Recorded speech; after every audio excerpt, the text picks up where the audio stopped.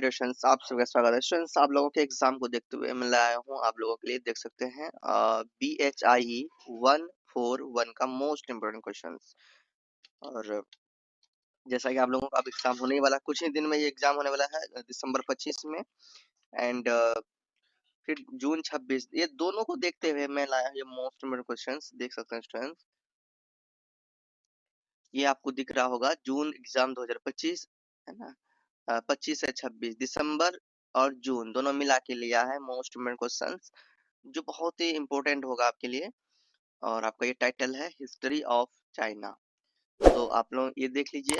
अब इसके पहले मैं मोस्ट इम्पोर्टेंट क्वेश्चंस दिखाने से पहले मैं आपको इस प्रीवियस क्वेश्चन दिखाता हूँ, क्या पैटर्न है, किस तरह से क्वेश्चन पूछ जाते हैं, ये कंफर्म हो जाएगा। एंड स्टूडेंट्स, चैनल में न्यू हो, चैनल को सब्सक्राइब अभी तक नहीं किया हो, चैनल को सब्सक्राइब कर लो। चलिए हम लोग स्टार्ट करते हैं।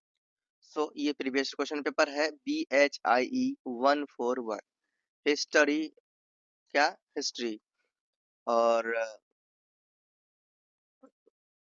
दिसंबर एग्जाम 2025 में पूछा गया था। ये दिसंबर 2024 का क्वेश्चन है, दिसंबर 2024 का क्वेश्चन पेपर है हिस्ट्री ऑफ चाइना 1840 से लेके 1978 तक। तो ये आपने देख लिया। आपका जो एग्जाम होगा स्टूडेंट्स, 3 घंटे का एग्जाम होगा। मैक्सिमम जो मार्क्स मिलेंगे वो मिलेंगे 100। टोटल 5 क्वेश्चंस का आपको क्या करना है, जवाब देना है। कितने क्वेश्चंस का? 5 क्वेश्चंस का, 400 वर्ड में, मतलब कि 4 पेज में। ठीक है, अब बड़ा लिखेंगे तो थोड़ा 5 पेज भी लिखना पड़ जा सकता है। सो स्टूडेंट्स, ये आपका पैटर्न है। सेक्शन ए में देखिए आपको क्वेश्चन दिख रहा है। सेक्शन ए आपका जो है 2 सेक्शन में बटे हैं, दोनों सेक्शन से टोटल 5 क्वेश्चन बना है। एक सेक्शन में आपको 2 या 3 जितना बना सकते हैं, दूसरा सेक्शन में भी आप 2 या 3। टोटल आपको अगर एक में अगर 3 क्वेश्चन है, सेक्शन ए में, जैसे इस सेक्शन में आप 3 क्वेश्चन बनाया है, तो दूसरा सेक्शन में आप क्या करोगे, सेक्शन 2 में आप 2 क्वेश्चन बनाओगे। तो इसी तरह से आपको जिस तरह से करना है 5 क्वेश्चन कंप्लीट करना है। अंडरस्टैंड? चलिए देखते हैं क्वेश्चन क्या क्या पूछा गया था। स्टूडेंट्स, फर्स्ट प्रश्न आपके सामने दिख रहा है, examine the influence of Confucianism on Chinese thought. ये 20 मार्क्स क्वेश्चन पूछा गया था। क्वेश्चन नंबर 2 में पूछा गया, what were the institutions which played a key role in China's dealing with foreigners in the later 19th century. ये भी 20 marks का पूछा गया था। Examine socio economic conditions of China in the late 19th century. 20 marks का पूछा गया।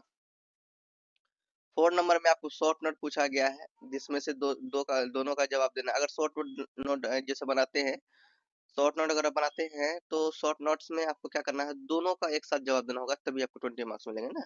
एक क्वेश्चन 10 मार्क्स के पूछे जा रहे हैं। तो ये चौथा नंबर में आपका है, क्या है, the the opium trade. And आपका सेकंड है सोशल पॉलिसीज ऑफ टाइपिंग। ठीक है, टाइपिंग है। एंड सेक्शन 2 में देखिए, सेक्शन 2 में आपका देखो 4 क्वेश्चन से पूछ लिया, सेक्शन 2 में भी 4 क्वेश्चन पूछेंगे। 5 नंबर है, analyse the causes for the emergence of new culture in China after 1911। 20 marks का पूछा गया। फिर 6 नंबर जो है देखिए, write an essay on the development of Chinese nationalism। ये भी 20 मार्क्स का पूछा गया। 7 नंबर में है, how did the Chinese bourgeoisie emerge as a social force, outline the contribution of the bourgeoisie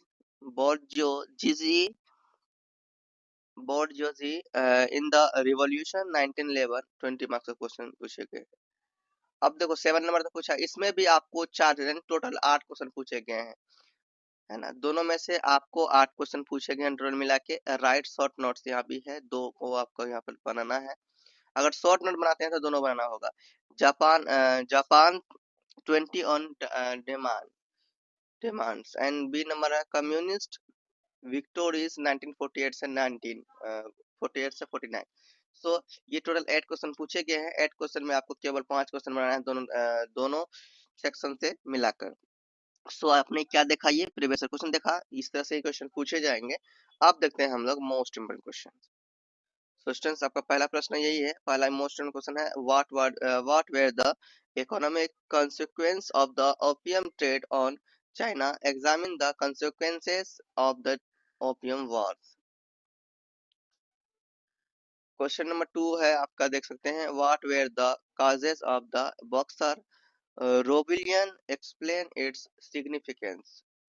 question number 3 देखिए, most important question, write briefly on the revolutions of 1911 China. 1911 in China. Question number 4 आपका है most question, write an article on the new cultural movement after 1911. Question number 5 है आपका most question, analyse the significance of Yan'an base and red base.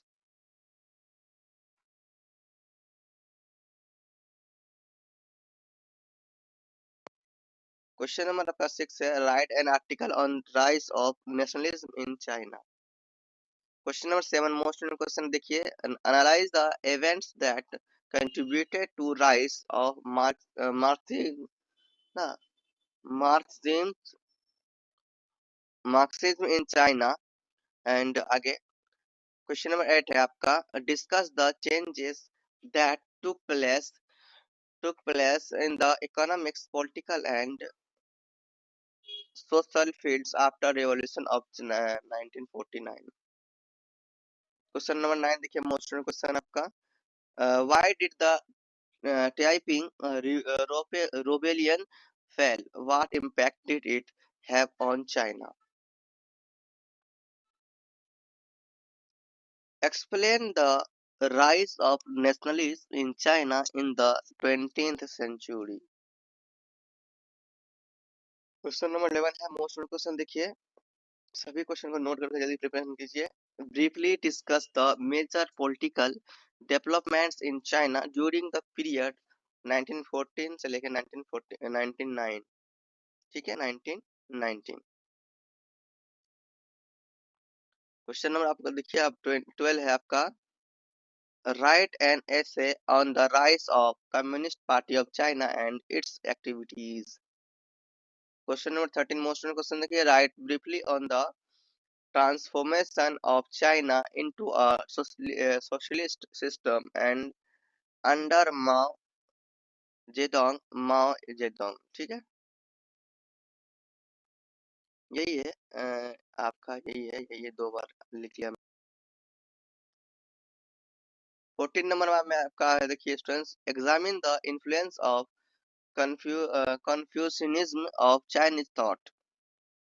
Question number 15 most question है, examine the socio economic conditions of China at the end of the 19th century. Question number 16 है students आपका most question, write an essay on the development of Chinese nationalism. Question number 17 है most question, how did the Chinese bourgeoisie emerge as a social force? Outline of the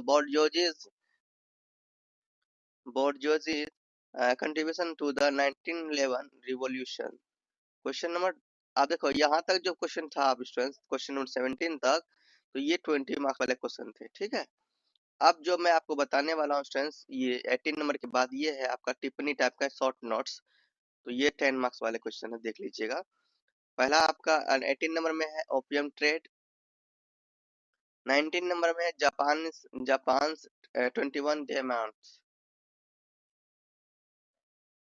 question 20 है communist victory 1948 से 49. 21 में self strengthening movement. Question number 22 में लिया मैंने आपके लिए सन eight Sen. Question number 23 लिया है आपके लिए most question 100 days reform. Question number 24 में लिया है आपका मे 4th मूवमेंट. और 25 नंबर लिया है युआन सिकाई. सो ये सभी 25 नंबर तक आपके मोस्ट इम्पोर्टेंट क्वेश्चन हुए.